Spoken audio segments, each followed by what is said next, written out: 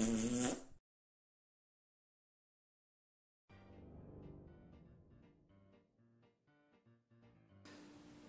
guys, Enter from Flytrap here again today with another showcase episode.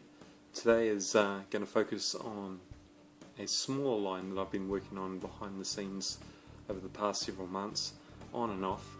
It's a line in progress and will continue into the future. Today I'd like to show my Viking warrior. Now the Viking warrior stands at approximately 32mm to the eyes, about 34mm from foot to the top of his head. He's been sculpted in a custom blend of green stuff, needletite and milliput, and hence why you have this final slightly yellowish tinge to the end result. Now the figure itself is heavily customized, very stylized.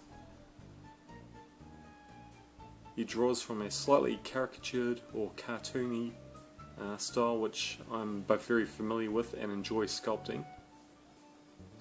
The Viking warrior was sculpted with the following equipment.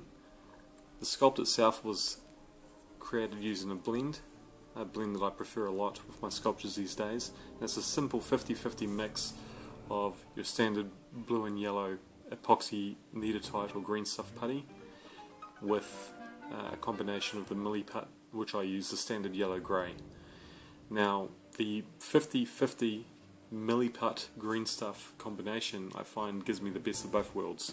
While sculpting, it retains the elasticity of the green stuff and also holds the putty together better on the armature, whilst the finish sort of benefits from the milliput's properties. It finishes hard, there is no bend or give, and it lends itself well to filing, sanding, drilling and all the other bits and pieces. Now the sculpts themselves were created using my standard array of tools. I have here my standard clay shaper, a firm clay shaper, and that's for smoothing out detail work. I have my medium detail jeweler's screwdriver modified tool, and I have my fine detail modified sewing needle dowel tool. I also used my tried and true, ever faithful sculpting paddle. And there you have it, the tools and the equipment. The detail on the model itself, whilst not strictly historical, sort of draws from the theme, the popular theme that surrounds the Vikings of our early European history. Now this model has been sculpted clad in leather straps, buckles, furs, skins, an assortment of leather straps, belts, there's a tabard, there's leather leggings, and heavily stylized boots. He's sculpted with the ubiquitous spear, so often associated with the Viking peoples, and he has your standard wooden round shield. Now this guy's a lot of fun to sculpt, especially when it came to the finer detail.